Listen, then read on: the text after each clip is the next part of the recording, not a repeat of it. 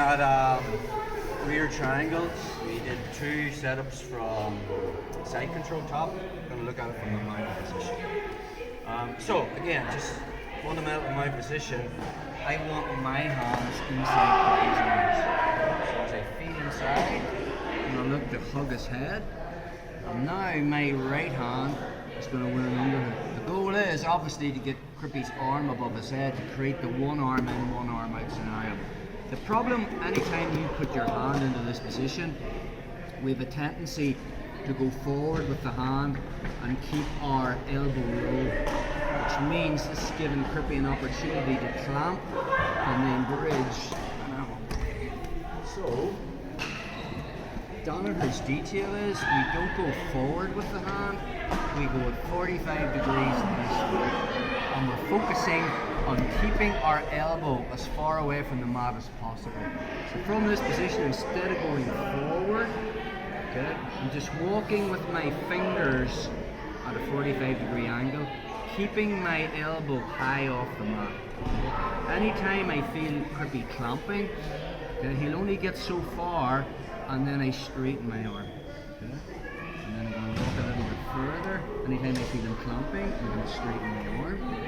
And I keep doing this movement until I get Crippy's elbow above the shoulder line. What is the shoulder line? If I draw a line straight through the shoulders, we want to get his elbow above the shoulder line, but actually more even as far forward towards his head.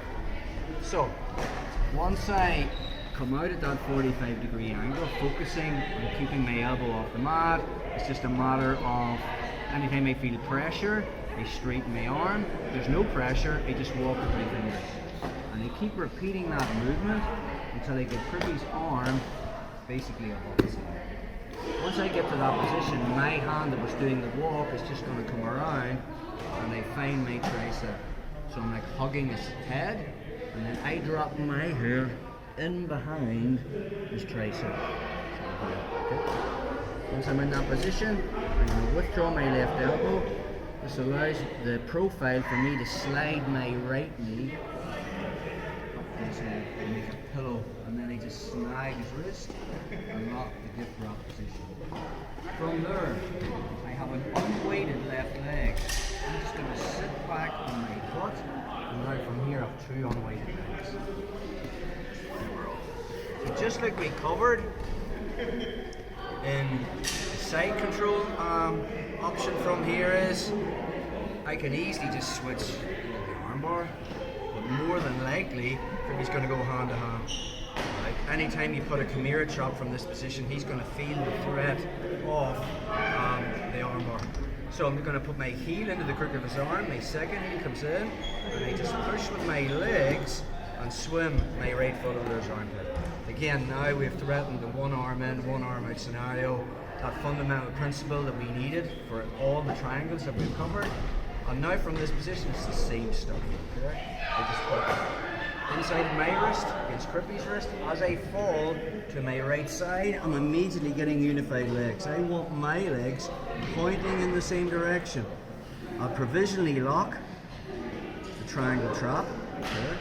Focus on getting the arm above the head, and then I can find my shin and lock in the figure of 4, hiding my shoelaces behind his lat. And then we talked about finishing concepts. I bring the support knee towards the strangle knee, and I bring my knee towards my chest. So, it doesn't really matter if his hands crossed, he can be in boxing hand position. I want my arms on the inside. As long as we've covered this concept our whole way through Jiu-Jitsu, we want inside position. And from there, I'm going to hug his head, and then we're going to start working that underhook on the arm. So again, not going forward, we're kind of going out in that angle, and concentrating on keeping my elbow off the mat. Anytime I feel resistance, I just straighten. And when there's no resistance, I walk with my fingers. Anytime there's resistance, I straighten. And when there's not, I walk with my fingers. Once I'm here, I'm bringing my hand around, grabbing my tricep. Now I can use my right shoulder, press his arm a little bit further, and then I drop my head right walk my jugular over his left tricep. Once I'm in that position, posting with my hand, I'm going to withdraw my left elbow and slide my knee behind, and then I'm going to snag this. Now we have the Khmer chop. Now we need to unweight our right leg or left. We just sit back, lean to my left, and I have two unweighted legs. From here, I can still hit the rear triangle. I can use this foot to pass off and it's inside. More than likely, he's going to go hand to hand. So you go heel to heel, push. That's when my right foot unders. Once we're here, we go suicide zone to suicide zone, pulling his arm above the head. As I fall onto my side, I've unified legs. I'm making sure there's no space at his right ear, and I lock the figure of 4. And I work on getting his arm above the head. Hand assist. Just hip in.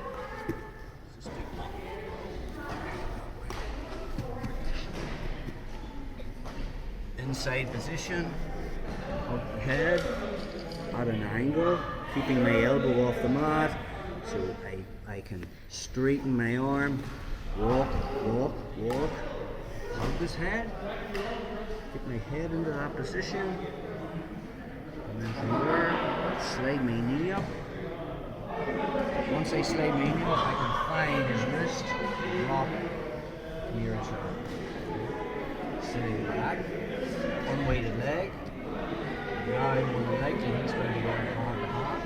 So heel in, push, foot comes to the inside, and then we start towards that unified angle. So my legs are pointing in the same direction. Notice the way, head position. My head is looking directly into the top of his head.